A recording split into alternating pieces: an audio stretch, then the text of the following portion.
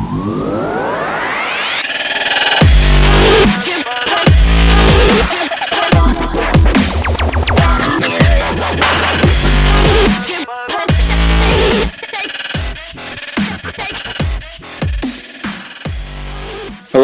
and welcome to Reality Remix the Podcast, Episode 6. I'm your host, Dale Jensen, and an item that you might have missed in the news a week ago is Climate Summit starts up in Glasgow, absent the one person whose country is the biggest polluter, China's Xi Jinping. What's the point of holding a summit if most nations aren't meeting their Paris Climate Accord numbers and the world's worst isn't even there? You have found your way into Reality Remix. With me in the studio for the show are Dennis. Hi there, Dale.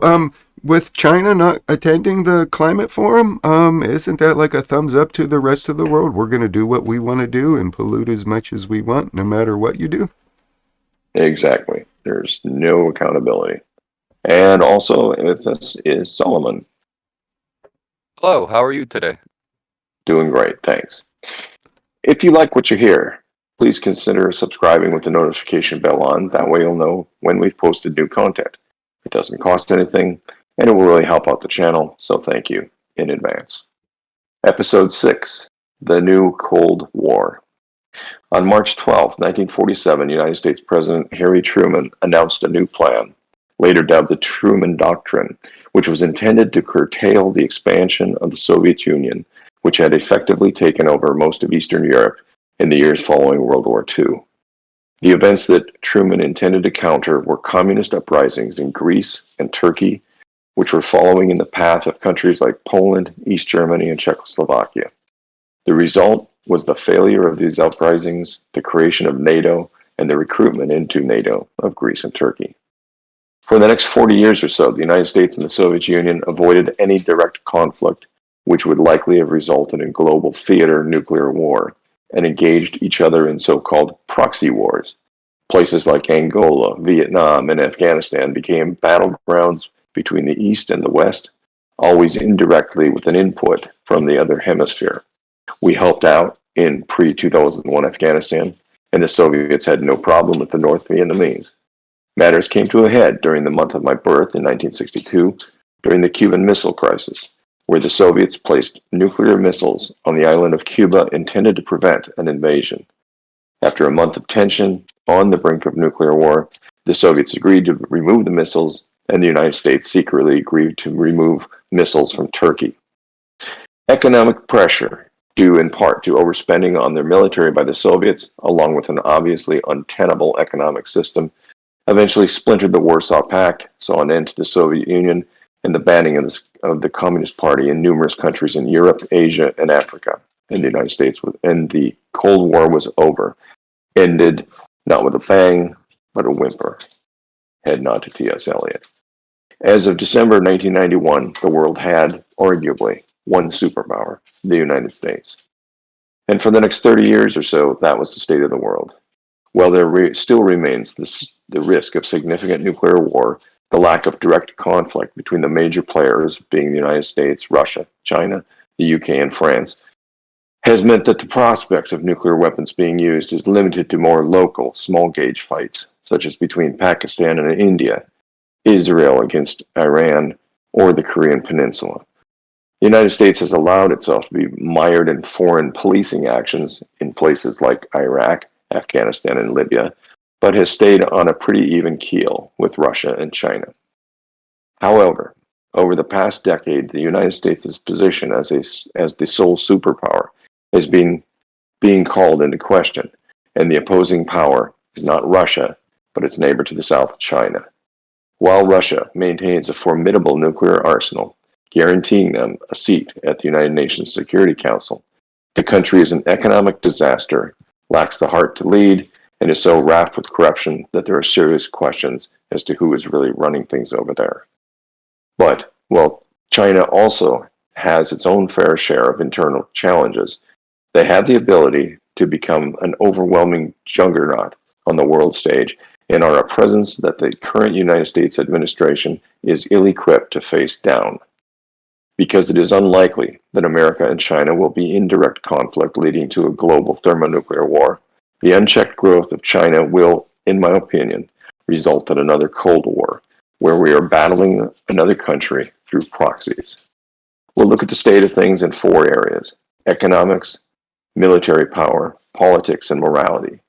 For the remainder of this piece, when you hear CCP, you're really hearing the Chinese Communist Party. Part 1, economics. It is no secret that from about the 1980s or 1990s on, most of the United States manufacturing sector moved out of the country, and the vast majority of that was to Communist China. We went from local production of, let's say, dress shirts from factories in the Northeast United States to factories in China, with the end result being cheaper shirts in the United States, but at the cost of an entire industry. People say buy American. President Biden made a pledge for the federal government to make an effort at buying American, but good luck finding a dress shirt made in the United States. Same thing with televisions. We invented them for Pete's sakes, but the last time a television was manufactured by a major company in the United States was decades ago. If you walk through the aisles of Walmart, Target, or any other major retailer and look at the labels on things, it's surprising how little of it is manufactured here and how much of it comes from China. Plastic bowls, dog food, small appliances, even artwork, all stamped made in China.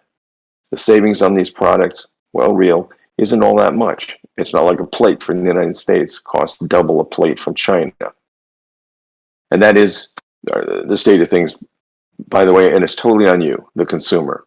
If your choice was to save a few dollars by purchasing a product made abroad for which a domestic option existed, you made a terrible choice, completely contrary to your country's favor.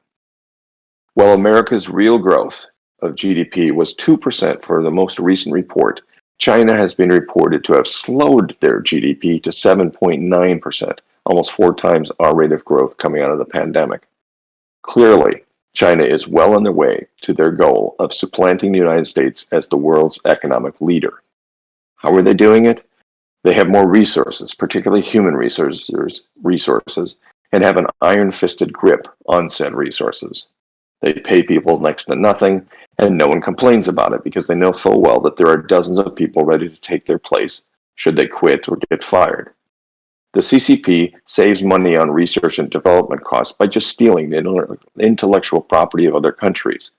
Reports in 2019 said that 1 in 5 American companies had their intellectual property stolen, some by spies, some by employees, some by partner companies, but in all cases, the property wound up in the hands of the Chinese. Huawei Industries, a Goliath Chinese company, holds over 56,000 5G and artificial intelligence Chinese patents, despite spending next to nothing on their own research in those areas. They've simply stolen their way into success. And what is the CCP doing with these ill-gotten gains? Interestingly, they're spending a lot of it on overseas development in the third world. Their Belt and Road Initiative has them putting in infrastructure in these developing countries, which are then indebted to China with little means of paying them back, short of engaging in one-sided trade deals, allowing China exclusive access to certain resources, and so on. Remember Bagram Air Base in Afghanistan? The Chinese are already negotiating with the Taliban as far as getting the base up and running again. And guess who's going to run it? Part 2, military power. A couple of weeks ago, the world was surprised by an announcement of a Chinese missile launch, which brought a supersonic payload into low Earth orbit, circled the planet, then came down at an unprojected angle and hit its target. Well, it missed it by 25 miles, but close enough. And it later turned out that there were 2 such launches, both of which caught the U.S. intelligence community flat-footed. They had no idea that the Chinese were at this level of technology, which exceeds our own. This technology takes away a significant advantage, the ability of a missile defense to take out incoming shots, which follow a predictable arc. If the actual incoming angle originates from a suborbital position, it can't really be predicted, which means it can't really be taken out. We're back to 1945, where the Soviets knew that we had a nuclear weapon that could be delivered without sanction, except that in 2021, we are the Soviets and the Chinese are us. Have you heard about that from the mainstream media? Has Joe Biden talked about it? Why not? The CCP has a military fighting force of about 2.1 million soldiers, not unexpected in a country with a population of over a billion people. The United States lags with only about 1.4 million fighters, third in the world. India has a bit more, a significant shortcoming. Where we have been able to overcome a lack of numbers in the past, thanks to our advanced technology, well, that's not really the case in China, who have used their ability to steal said technology to gain an advantage. Our own advances in computers, robotics, and space are now being used against us. Then we need to look at the efforts that the CCP has made in the South China Sea to artificially expand their country.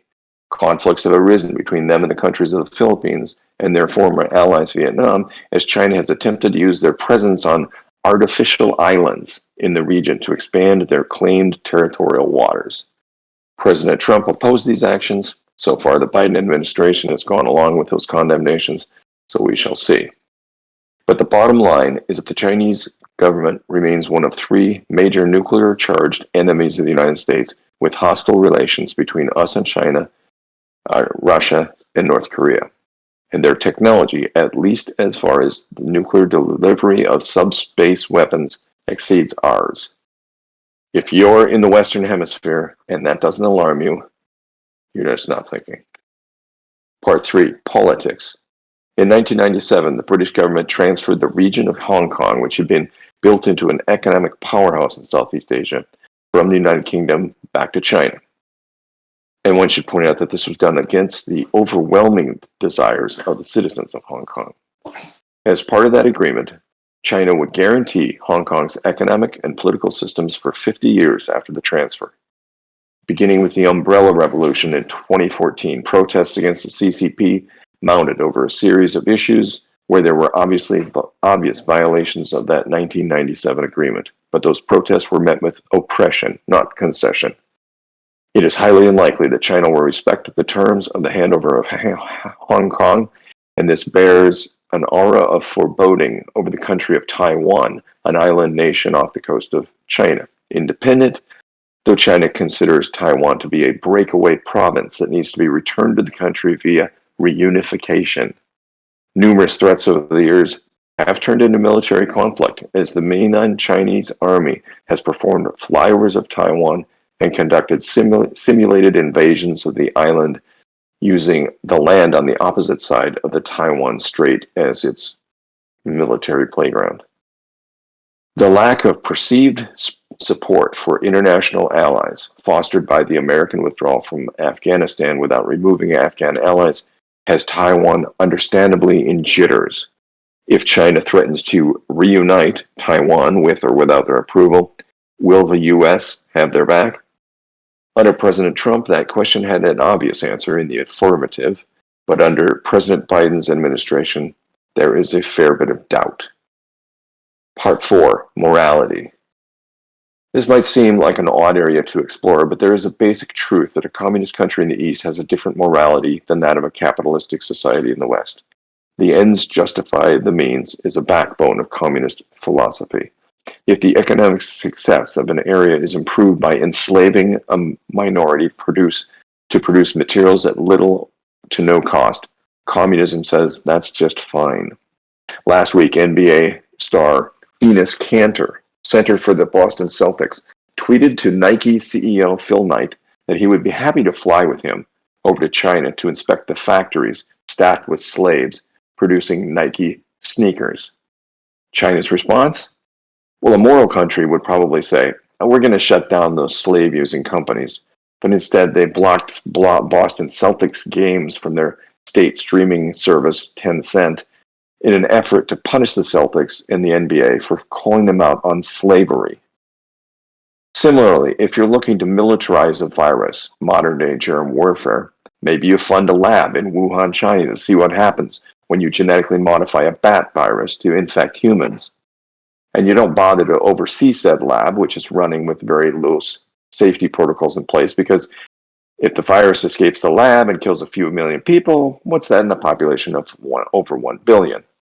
And bereft of morality, there's nothing wrong with lying about your official death count, which today stands at about 4,700 people dead in China, just ahead of Jamaica. Does anybody believe that? Or if there is a need for human organ transplants for your cultural elite. Well, if you're Squid Game, that's a plot point. If you're the Chinese Communist Party, that's an article in the UK's Daily Mail about how the Chinese government murders and harvests the organs of 100,000 dissidents and political prisoners every year. Every year. When you're fighting an enemy who has no sense of decency, no moral character whatsoever, nothing good will come from it. The key point, however, is that there aren't a lot of hot points that are going to provoke direct Chinese and American conflict, so we are left to consider the interaction between the two countries as one of a Cold War, not an active global thermonuclear war. Though as time goes by, in a similar fashion to what happened in the 80s, one may emerge. So that's a broad view of where China is at today and where some of the challenges for the United States exist. Okay, I admit that's pretty intense, lots of dead human beings from the result of the Chinese Communist Party. But what does the studio feel? What I'd like to think is that they have us by the numbers. Okay, so they can pretty much do what they want. And, to briefly touch on your four parts there, with their economy, it's they have so many workers. They got us by the numbers, and so what do? They have to be employed. Do you know of a Chinese welfare system that you don't have to work? No, you pretty much have to go for work, and if you don't go to work, what happens to you? You disappear.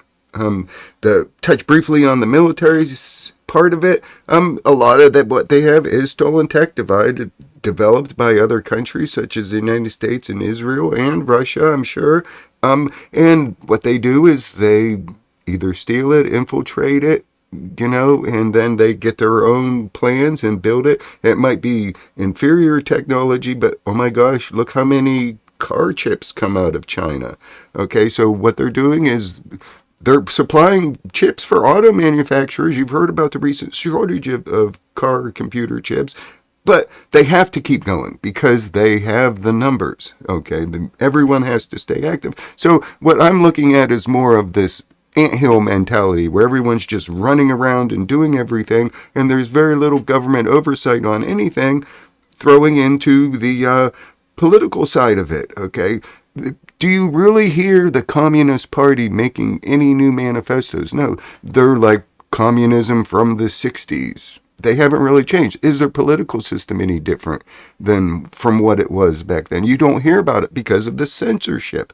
Okay, you cannot let the population that you have talk about their politics freely. They already censor everything going on. And as far as the morality, you had me at COVID, the Wuhan virus, and Dr. Fauci allegedly funding such said research. And if you are a foreign power and you want to take out your second next best, give a pandemic to them and see how they handle it. So there we are. That's where we're stuck at right now. Remember in the early days of the pandemic, there was a lot of controversy over the fact that a lot of PPE was manufactured in China, and they were not going to send it to us. They were not going to send us the masks, the ventilators, or whatever it happened to be. And people were like, how can this happen? Well, you sent all your manufacturing over to China, so you could save 20 cents on on the cost of the face mask because they're churning them out basically with free labor.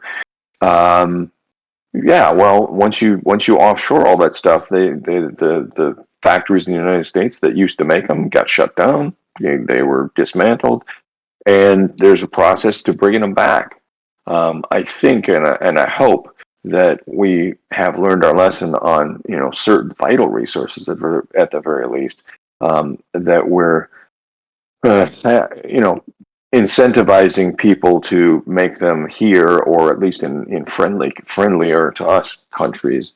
But it was definitely an eye opener for a lot of people who didn't realize that you can't get this stuff because it's not made by us, and we have no authority to tell China to send us all these masks and stuff that we ordered. Yeah, we can place orders, but we can't actually tell them to do anything. Right, right. And now you're looking at the shipping mess over in California and on the West Coast. That's stuff coming from China. But that's also impacting their economy because there's billions of dollars worth of merchandise sitting on those container trucks, and they're not going to pay an invoice for the merchandise until it's actually offloaded. You know? Right. Yeah. Yeah. It's quite a hot mess, I guess. You have been listening to Reality Remix, the podcast. Thank you again for hitting that thumbs up button, as well as subscribing to the channel if you enjoy what you hear.